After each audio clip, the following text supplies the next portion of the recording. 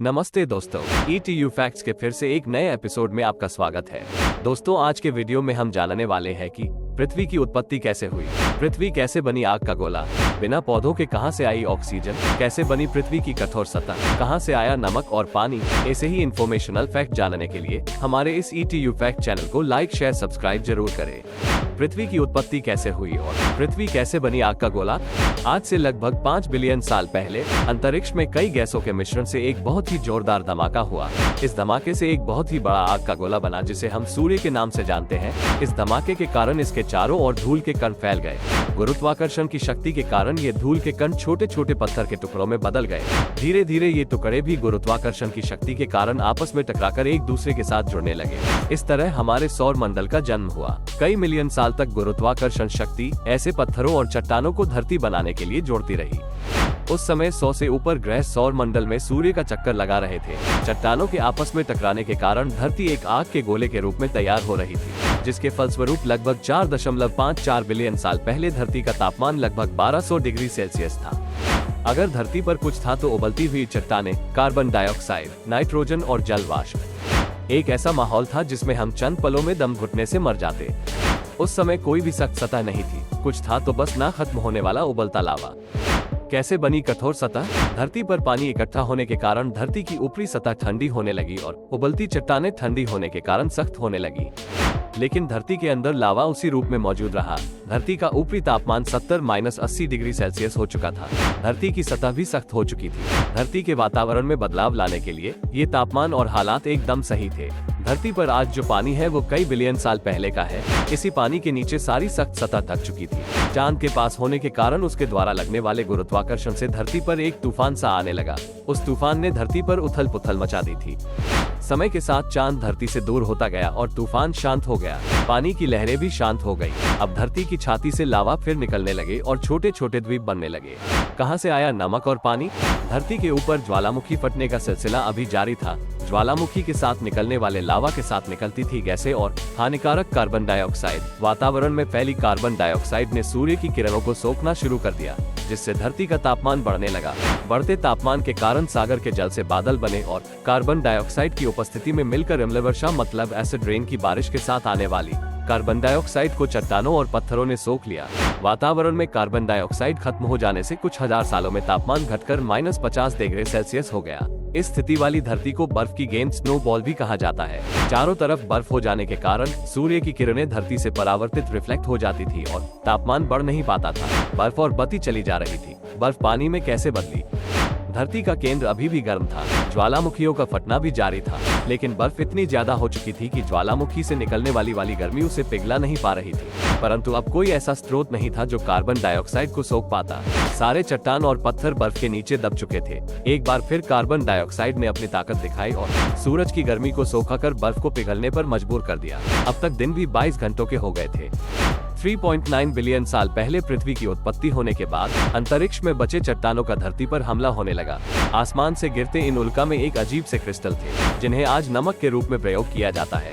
हैरानी की बात यह है कि जिन महासागरों से हम नमक निकालते हैं, समुद्र का पानी इन्हीं गिरने वाले उल्का के अंदर मौजूद नमक से निकला है। आपके मन में ये सवाल आ रहा होगा कि आखिर उल्का में मौजूद इतने कम पानी से सागर की उत्पत्ति कैसे हो सकती है। तो इसका जवाब है कि ये उल्का धरती पर 20 मिलियन साल तक गिरते रहे, जिस कारण धरती पर काफी पानी इकट्ठा हो गया। बिना पौधों के कहां से आई ऑक्सीजन। इस सवाल का जवाब जानने के लिए हमें 3.5 बिलियन साल पहले जाना पड़ेगा। ये वो समय था जब समुद्र की निचली सतह पर चट्टानों जैसे बड़े पत्ते उग रहे थे। इन्होंने एक कॉलोनी बना ली थी और इन पर जीवित बैक्टीरिया थे। इन पत्तों को स्ट्रोमेटोलाइट कहा जाता है।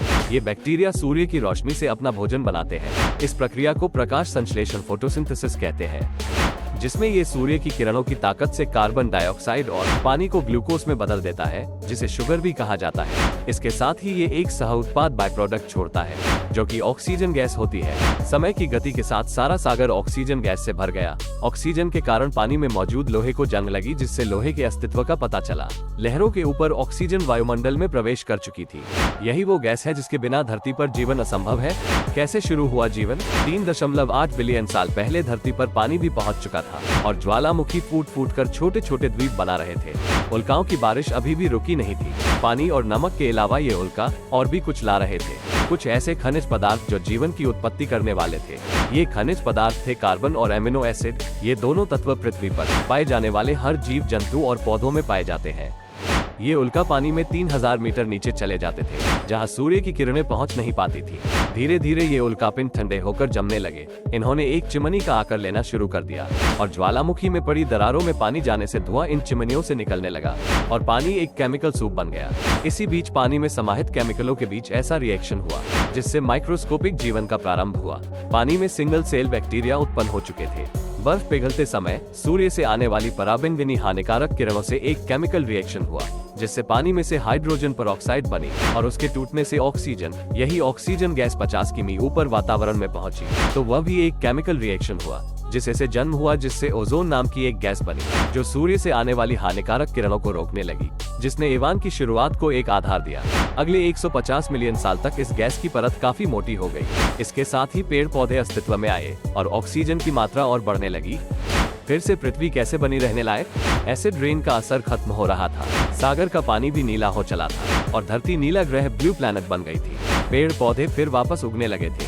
अब वक्त था डायनासोर का। इनके बढ़ने के साथ ही ज्वालामुखी फटने के कारण नए नए द्वीपों का निर्माण हो रहा था और प्लेटों की गतिविधि से सुपरकॉन्टिनेंट टूटकर कई महाद्वीपों में बन रहा था। 65 मिलियन साल पहले एक बड़े पहाड़ माउंट एवरेस्ट से बड़ा एस्ट्रॉइड 70,000 किमी की गति से धरती की तरफ आ रहा था। उसका केंद्र मेक्सिको था। इसके गिरने से कई मिलियन न्यूक्लियर बम जितनी ताकत पैदा होती है। इसके गिरने के बाद धरती पर सब कुछ तबाह हो गया और वायुमंडल में धूल का घना कोहरा छा गया। भूमि का तापमान 275 डिग्री सेल्सियस हो गया। सारे पेड़ पौधे और जीव जंतुओं का अंत हो गया। एक बार फिर से धरती के वातावरण में बदलाव आया और सब कुछ सामान्य होने पर शुरुआत हुई स्तनधारी जीवों की, जो आज तक चल रही है। होमो सेपियंस, इंसान की वो जाति जिसमें हम सब आते हैं। इनका विकास 40,000 साल पहले हुआ था। इसके बाद वो दुनिया बनी जो आप आज देखते हैं। दोस्तों, आज के एपिसोड में बस इतना ही। आशा करता हूँ कि आपको ये आज का एपिसोड पसंद आया हो। अगर पसंद आया हो तो हमारे इस ATU फैक्ट चैनल को लाइक, शेयर, सब्सक्राइब जरूर करें, ताकि ऐसे ही इंफॉर्मेशनल वीडियो के नोटिफिकेशन सबसे पहले आपको आए। धन्यवाद। मिलते हैं किसी और एपिसोड में किसी नए रोमांचक टॉपिक के साथ।